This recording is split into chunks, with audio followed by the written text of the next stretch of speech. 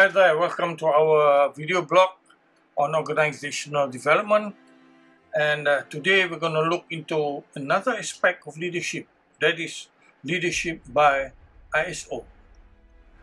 We have touched on the leadership DNA, part 1, where we look into the drive and passion.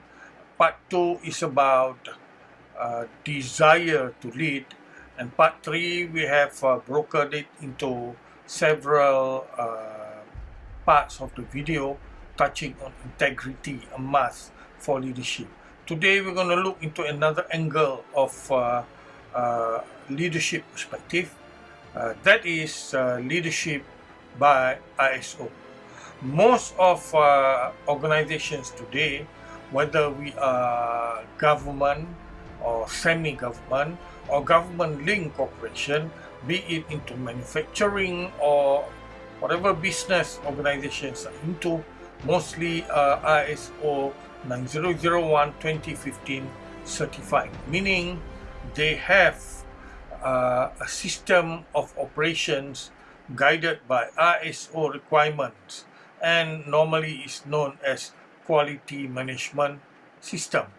Now, why in this system it has come up in clause 5 specifically stated leadership? It's partly because the responsibility of making the quality management system within the organization solely rests on the shoulder of the highest leadership within the organization. However, leaders can still delegate the task to their subordinates, but this is where some organizations fail, as once the leaders were to delegate it down, they do not seriously look into the ISO requirement. Hence, we are touching on the perspective of leadership by ISO. Now, what is ISO leadership? Firstly, let us understand how leadership is defined by ISO, or International Standard of Operation. Leadership is the person or group of people, because sometimes senior management comprises of groups of leaders within the organization. Now, who directs and control an organization at the highest level?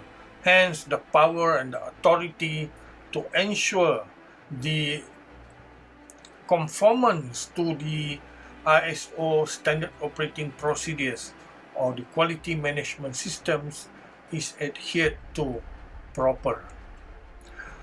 The fact lies that top management has the power to delegate authority and provide resources within the organization.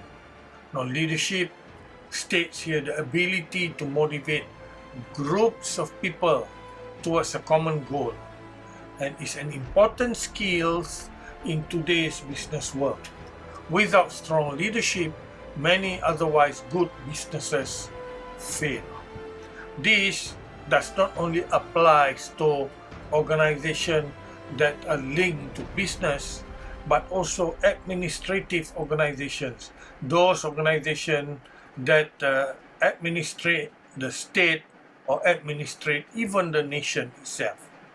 One has to remember here, management is mostly about processes, about procedures, while leadership is about people, people's behavior. We need both to be effective.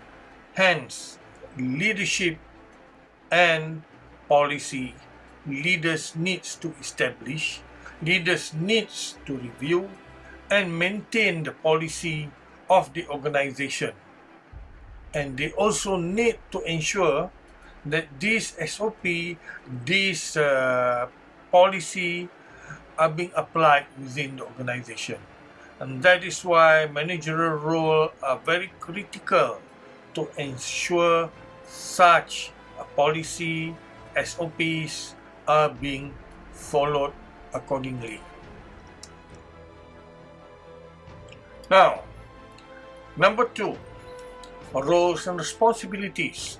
Leaders within the organization needs to ensure that responsibilities and authorities for relevant roles are assigned. Firstly, we have to ensure that the job description for every position within the organization structure are clearly defined to the very detail. That are the responsibilities of leaders within the organization. And these are being communicated and understood within the organization. We do not just simply write out the roles, write out the job description, write out the responsibilities on a piece of paper and just hand it down over.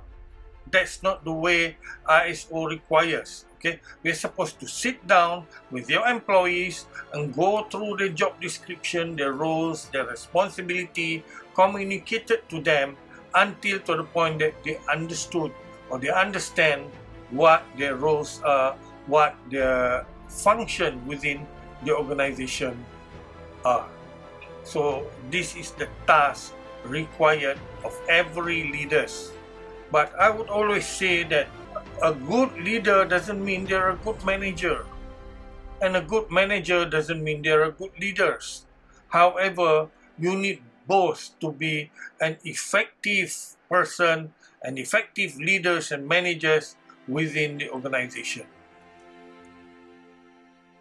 And number 3, organizational change.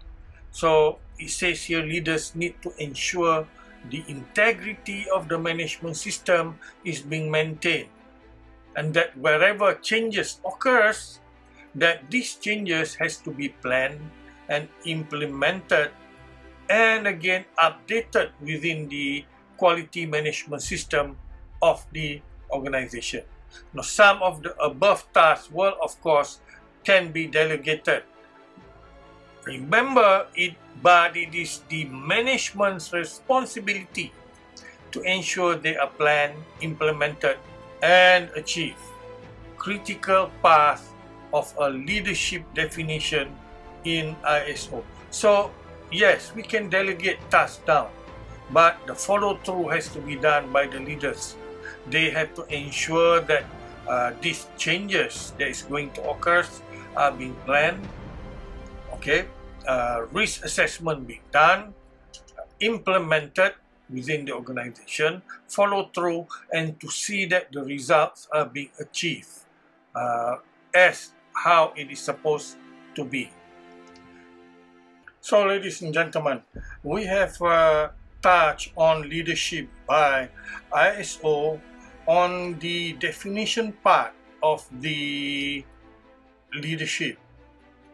And there are 3 breakdowns, okay, that it has been said that leaders need to establish, review, maintain a policy to ensure it is applied within the organization.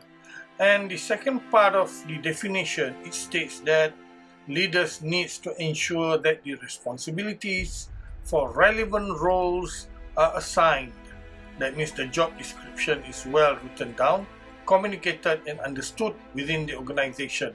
And to the third part of it says that leaders need to ensure the integrity of the management system being maintained. That means the quality management system of the ISO is being followed accordingly to the SOP drawn out. So we shall explore on the second part of the organizational development on the leadership by ISO.